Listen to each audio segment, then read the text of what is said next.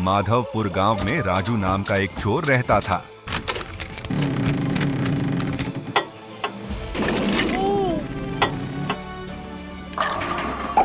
कौन है उधर? कौन है उधर? भाग रहा है, जल्दी से भाग गया।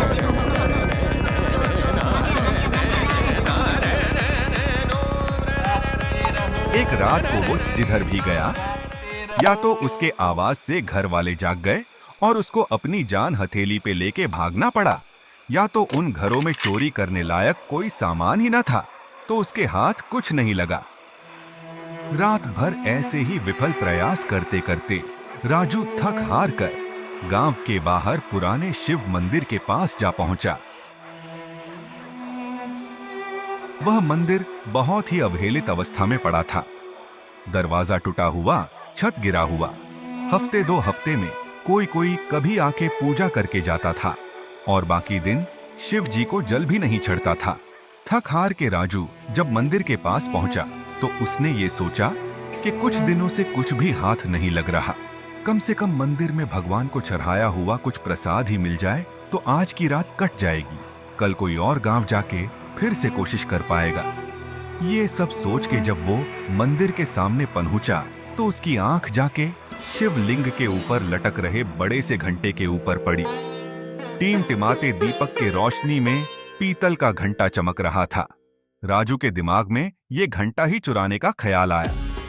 ये घंटा चुरा के बेचने से 10-15 दिन का गुजारा हो जाएगा। ये सोचते हुए राजू ने ऊपर लटकते घंटा की तरफ हाथ बढ़ाया, परंतु घंटा उसके पहुंच के बाहर था। तभी उसको एक उपाय सूझा। अगर वो शिवलिंग के ऊपर चढ़ जाएगा तो शायद घंटा तक उसका हाथ पहुंच जाएगा। इधर कोई देखने वाला तो है नहीं। ये सोच के वो सीधा शिवलिंग के ऊपर चढ़ने लगा।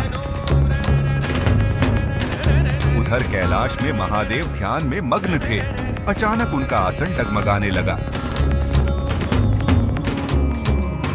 और उनका ध्यान टूट गया। अपने दिव्य दृष्टि से उनको राजू का कारनामा दिखा। महादेव बड़े ही आश्चर्यचकित हुए। उनसे रहा नहीं गया, वो सीधा राजू के सामने प्रकट हो गए। राजू महादेव को प्रकट होते देख बहुत ही घबरा गया। उसने सोचा था कोई देख नहीं रहा, परंतु भगवान को सब दिखता है। केवल शिवलिंग को पैर लगाने का पाप नहीं, बल्कि आज तक उसने जो भी पाप किया है, चोरी करना, झूठ बोलना, धोखाधड़ी, उसको सब याद आने लगे। वो सीधा जाके महादेव के चरणों में गिर गया। महादेव ठहरे भोले भंडारी। उन्होंने कहा, बेटा, जहां लोग एक लोटा जल या बेलपत्ता नहीं चढ़ाने आते, अनजाने में ही सही, तुमने वहां अपने आप को ही चढ़ा दिया। मैं तुमसे बहुत प्रसन्न हूँ। आज से तुम कर्मों के सारे बंधन से मुक्त हुए। इतना कह के महादेव राजू को आशीर्वाद देकर वहां से अंतर्धान हो गए। धीरे धीरे सुबह होने लगी। महादेव से आशीर्वाद मिलते ही राजू के मन से सारे विकार मिट गए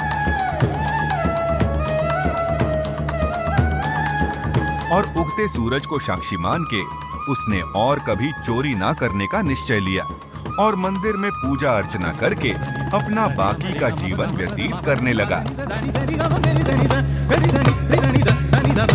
जय हो भोलेनाथ की। हर हर महादेव। बम भोले।